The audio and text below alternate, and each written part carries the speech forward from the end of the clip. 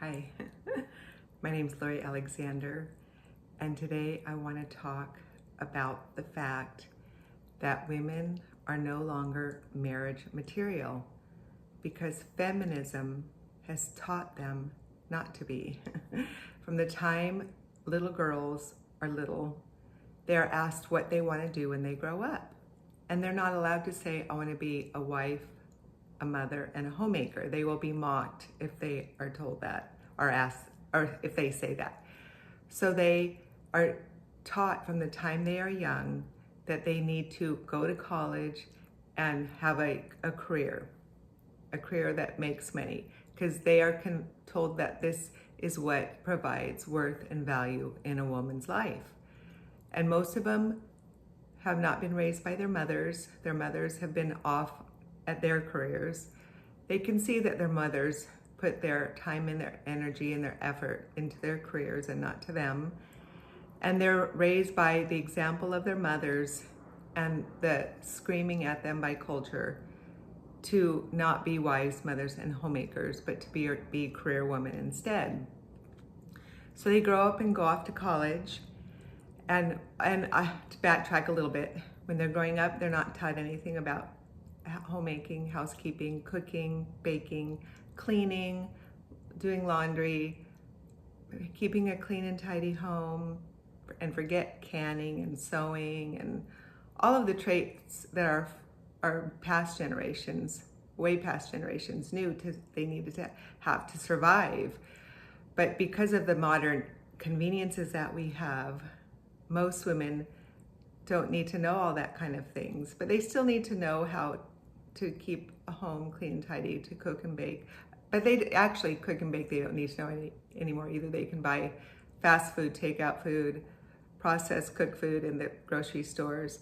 So all the jobs that we're homemakers can be outsourced, and they haven't been taught them. They've been given little value. They have no value in our culture anymore. Being a highfalutin career woman and making money is what's cheered and congratulated in our culture. So then these little girls aren't taught anything about homemaking, being wives. They don't see examples of good marriages anywhere around them. And they're taught that they need to pursue their dreams and their goals. It's all about them. Everything is about them and what they want. When they go to college, they can have sex freely, be promiscuous, as long as they take that pill, which is health destroying, and they have the option of abortion if they get pregnant. They're taught that they're to be competitive with men and that they're superior to men. And you see the slogan these days that the future is female. So they taught that they're the be all and end all. They don't need a man. It's completely opposite of what God's will is for women. And it does not make them into marriage material at all. So they spend 4 or more years in college and universities. Then they go after their career every day.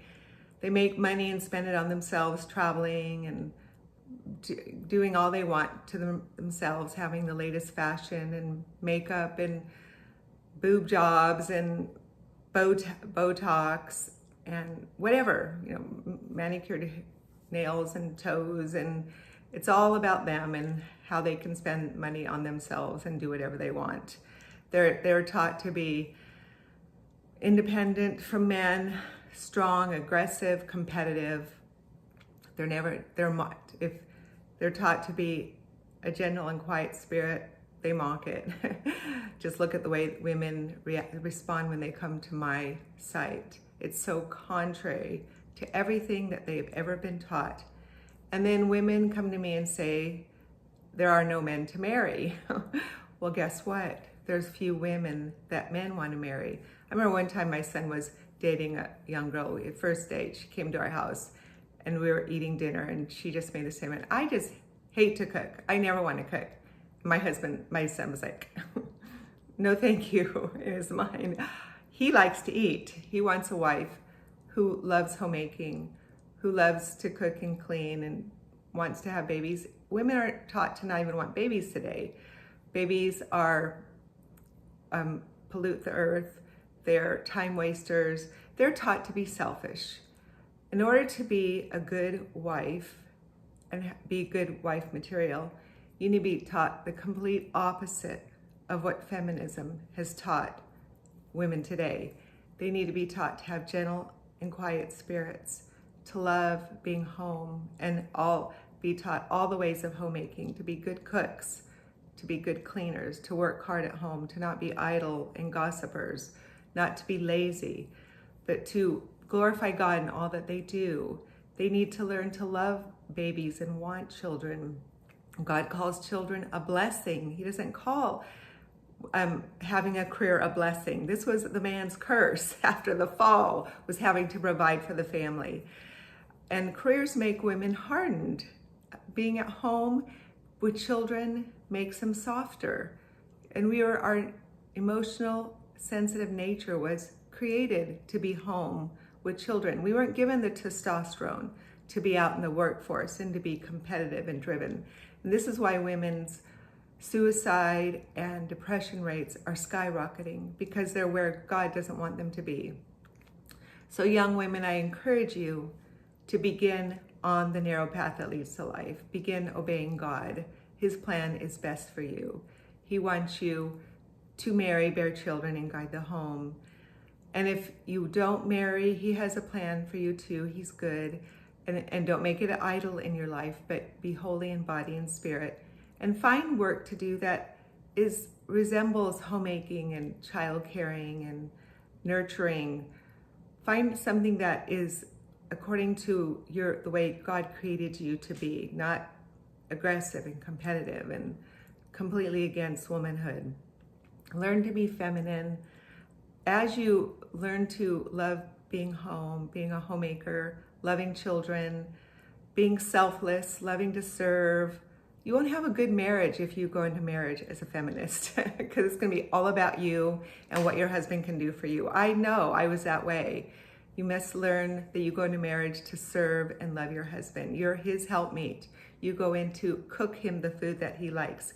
Keep the home clean and tidy and peaceful in a place that he wants to come home. Smile at him often. Don't quarrel and argue with him. Don't be contentious. Many men are walking around their homes on eggshells, so nervous about upsetting their wives and then getting the silent treatment and having sex withheld from them. And that's no way for a man to have to live. We as godly women need to be the wives, mothers, and the homemakers that God has called us to be. Quit listening to the lies of culture and feminism. The future isn't female. I don't want a future of female. I want men to be the leaders and the rulers in society, in cultures, in churches. God created them to do that. They're driven more by logic and reason than we are. We're driven more by emotions and feelings, which we do need to learn to take captive to the obedience of Christ and not allow them to control us. Every time we have a negative thought or feeling in our head, we need to kick that out immediately and replace it with truth and become women of God who love unconditionally, love our husbands, serve them, please them, and obey God. And we need to glorify God in all that we do, because his will is perfect, as I say consistently. Anyway, become marriage material. There'll be men who want to marry you if you become marriage material, and your marriage will be wonderful. Your husband will be able to come home to a wife that loves him, children who love him, children who are well disciplined because you're home full time, raising your own children, teaching them, disciplining, nurturing, caring for them, protecting them from Sodom and Gomorrah that we live in. So anyway, women, focus on what God wants. Go on the narrow path that leads to life. It's the best path to be on. Bye-bye.